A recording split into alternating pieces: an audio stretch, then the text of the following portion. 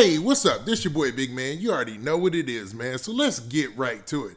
Okay, so as more information comes out in this Casanova case, it is getting really crazy, man. So there's a story that dropped today on a report. I believe it's the New York Daily News. And for those of you who don't know, Casanova is a rapper from New York. He got caught up in a racketeering charge with 17 other people, alleging that he was a member of this notorious gang called the Untouchable Gorilla Stone Nation, right? Now, they're alleging that Casanova was selling drugs and doing a lot of stuff on behalf of the gang. So he was named in the indictment. Now, Casanova has been, an interesting figure in hip hop. He's gotten a lot of mainstream love, even though he's almost an underground artist. I mean, he was with Rock Nation, I believe, but he gets a lot of love around the industry, Now, Casanova is believed to be a member of this gang, right? Now, the gang had been caught up in the RICO case because they said that the gang was committing crimes on behalf of the organization and profiting off them. Now, there's a story that dropped today that's talking about the gang went on a trip down in Miami just a couple of months ago and caught a body. I am not fronting, man. This is alleged, all in the story. And before we get to the specifics, do me a favor. Make sure you hit the like button. Make sure you hit that subscribe button. And man, let's get it. We got that out of the way, man. Let's talk about it. So today, prosecutors, they brought charges against one of Casanova's codees. Now, the gentleman's name is actually Jared Chrysler. Now, Jared Chrysler, a.k.a. JC, he's in a lot of trouble because, man, they got a warrant to search his phone. So upon searching his phone, man, they found out a lot of information about the gang and their operation. So they used his own phone against them. And this is going to spell out more trouble for Casanova in his case because this is going to be verified information included in the RICO, right? So the Manhattan federal prosecutor wrote that a search of Chrysler's phone revealed that on October 24th, shooting at King of Diamonds Miami strip club. So in the phone, they found a text where Chrysler allegedly said, "Had to kill a N-word at last night," and shaking my head. And that wasn't the last time that he mentioned the shooting in the text messages. So you might be thinking, like, this is his phone and his text messages. What does this have to do with Casanova? Well, this information is going to be included in the entire case.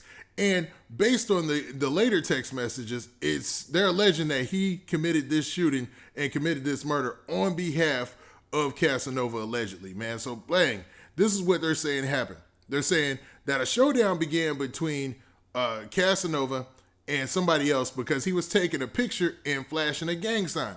Now, somebody walking by who was actually another patron at King of Diamonds that night said, "Yo, homie, wrong sign." And then Casanova responded to him by saying, "You want to die tonight?" And Casanova allegedly, according to the text messages included in the criminal complaint, I guess they're saying that he told Chrysler to take care of it. So then Chrysler texts that he then booked him, and they're saying that by him texting that he booked the guy, that he shot the guy. Now, this is a very tangled web, and trying to pin this on Casanova is probably going to be a little hard, but let me continue. According to this report, JC was a little too active on his text messages. He described, according to them, or allegedly described the shooting in detail. And he continued, man. He said this. He said, "I let another one go, hit him in the stomach." Then he continued later and said, "Greatest shot in the world. You trying to challenge me?" Laughing out loud. Now, they have this all in his text messages. And, they're saying that he allegedly continued to brag about the shooting even after it made news, man, because there was a report later on about a shooting at that club, man. So let's go ahead and play that clip so that way you guys can get an understanding of what went down. Now at 7, police are investigating a double shooting in Miami. Officers say it happened in the parking lot of the KOD Miami club early Saturday morning. Miami-Dade Fire Rescue airlifted 2 victims to the Ryder Trauma Center. Police have yet to release any information about a suspect, and they say the investigation is ongoing. Now, as you heard in the report, man, there were 2 people who were actually victims of shootings that night.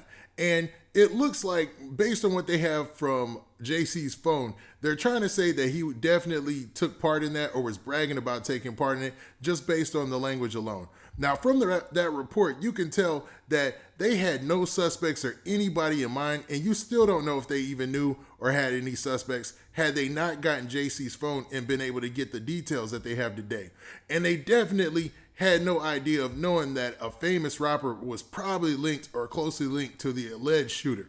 Now, this is an interesting development because that adds another body or another shooting to this RICO case that's already building even bigger and bigger against Casanova and his co-defendants. Now, based on this report, you can say that the two people that he shot, or allegedly shot, actually survived. So they're saying that they're going to add an attempted murder charge or attempted murder charges to his case based on what they found in the phone. Because currently he's being accused of trafficking guns for the gang.